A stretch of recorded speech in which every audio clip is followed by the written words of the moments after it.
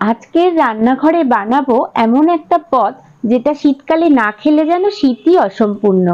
আজকের গল্প সেই রান্নার, যা একসময় বাড়ির মায়েরা রান্না করত। আমাদের আজকের রেসিপি ফুলকপি আলু দিয়ে মাছের ঝোল। তাহলে আর দেরি না করে চলুন আজকের রান্নাঘর মাতিয়ে তুলি এই ক্লাসিক বাঙালি পদ দিয়ে। নমস্কার, আমি রুম্পা। রান্নাঘরের সাতকাহনের নতুন একটি পর্বে সবাইকে স্বাগত। ফুলকপি আলু দিয়ে মাছের ঝোল বানানোর জন্য আমি 4 পিস মতো কাতলা মাছের পিস নিয়ে নিয়েছি। তারপর খুব ভালো করে মাছগুলোকে আমি ধুয়ে নিয়েছি। এবার আমি নুন ও সামান্য একটু হলুদ দিয়ে খুব ভালোভাবে মাছগুলোকে মাখিয়ে নেব। মাখিয়ে 10 মিনিটের জন্য মাছগুলোকে আমি ঢাকা দিয়ে রেখে দেব।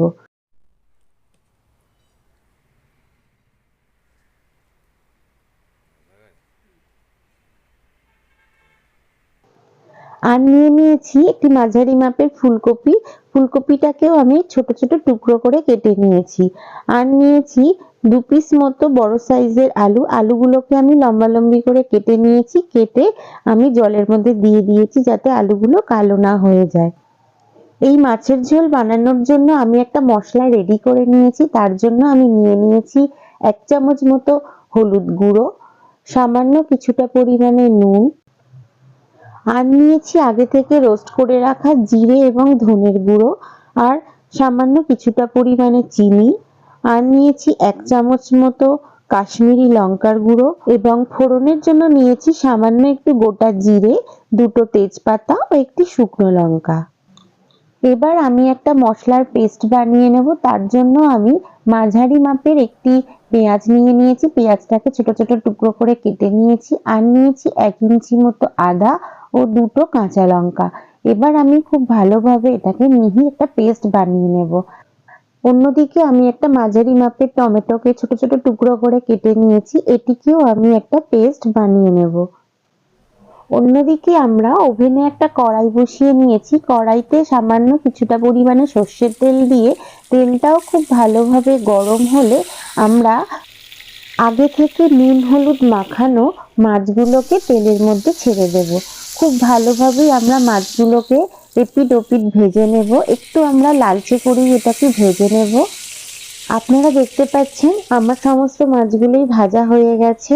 এবার আমি একটা পাত্রের মধ্যে সমস্ত মাছগুলি তুলে নিলাম। অন্যদিকে কড়াইতে যে তেল ছিল ওই একই তেলে আমরা কেটে রাখা আলুগুলোকেও ভেজে নেব। তার জন্য প্রথমে আমি সামান্য একটু হলুদ ও নুন দিয়ে দিচ্ছি। তারপর খুব ভালোভাবে একটু মাখিয়ে নিয়ে আমরা আলুগুলোকে একটু হালকা সোনালী রং করে ভেজে নেব। আমার সমস্ত আলুগুলোই ভাজা হয়ে গেছে। এবার একটা পাত্রের মধ্যে আমি আলুগুলোকে তুলে নিলাম। আবার ওই একই তেলে আমি কেটে রাখা ফুলকপিগুলোও হালকা সোনালী রং করে একটু ভেজে নেব। খুব বেশি কড়া করে ভাজার দরকার নেই। একটু হালকা রং ধরলেই আমরা কিন্তু ফুলকপিগুলোকে একটা পাত্রের মধ্যে তুলে নেব। দেখুন আমাদের ফুলকপিগুলো সমস্ত ভাজা হয়ে গেছে। এবার আমরা ওই একই তেলে 2টি তেজপাতা, একটি শুকনো লঙ্কা ও সামান্য একটু জিরে ফোড়ন দিয়ে দেব। তারপর একটু হালকা এদিক ওদিক করে নাড়িয়ে পেঁয়াজ আদা কাঁচা লঙ্কার পেস্টটা দিয়ে খুব ভালোভাবে তেলের সাথে মিশিয়ে নেব। তারপর খুব ভালোভাবে এদিক ওদিক করে নাড়িয়ে মশলাটাকে আমরা কষিয়ে নেব। তারপর আমরা টমেটোরও যে পেস্টটা বানিয়ে রেখেছিলাম সেটিও মশলার মধ্যে দিয়ে খুব ভালোভাবে আমরা কষিয়ে নেব। প্রতিটি রান্নার ক্ষেত্রে মশলাটাকে যদি খুব ভালোভাবে কষিয়ে রান্না করা হয় তাহলে তরকারির স্বাদটা কিন্তু অনেকটাই বেড়ে যায়। এবার আমরা স্বাদ মতো নুন, 1 চামচ হলুদ গুঁড়ো, 1 চামচ কাশ্মীরি লঙ্কার গুঁড়ো ও 1 চামচ মতো জিরে ধনের গুঁড়ো দিয়ে খুব ভালোভাবে মশলাটাকে আমরা কষাতে থাকবো। খুব ভালোভাবে আমরা মশলাটাকে কষিয়ে নেব। মশলাটা কষানোর সময় যদি মনে হয় মশলাটা একটু বেশি শুকনো শুকনো মনে হচ্ছে, তাহলে কিন্তু আপনারা সামান্য একটু জল দিয়ে মশলাটাকে খুব ভালোভাবে কষিয়ে নিতে পারেন।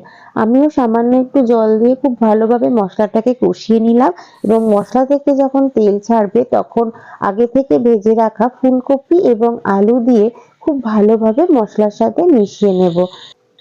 একটু সময় নিয়ে যদি আমরা এই আলু ও ফুলকপিগুলোকে মশলার সাথে মিশিয়ে নিই এবং খুব ভালোভাবে আমরা কষিয়ে নিই, তাহলে কিন্তু তরকারির স্বাদটা কিন্তু অনেকটাই বেড়ে যাবে।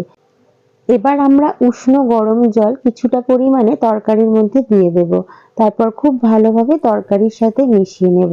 আর দিয়ে দেব সামান্য একটু চিনি, দিয়ে খুব ভালোভাবে তরকারির সাথে মিশিয়ে নেব, তাহলে তরকারির স্বাদটা ব্যালেন্স হবে।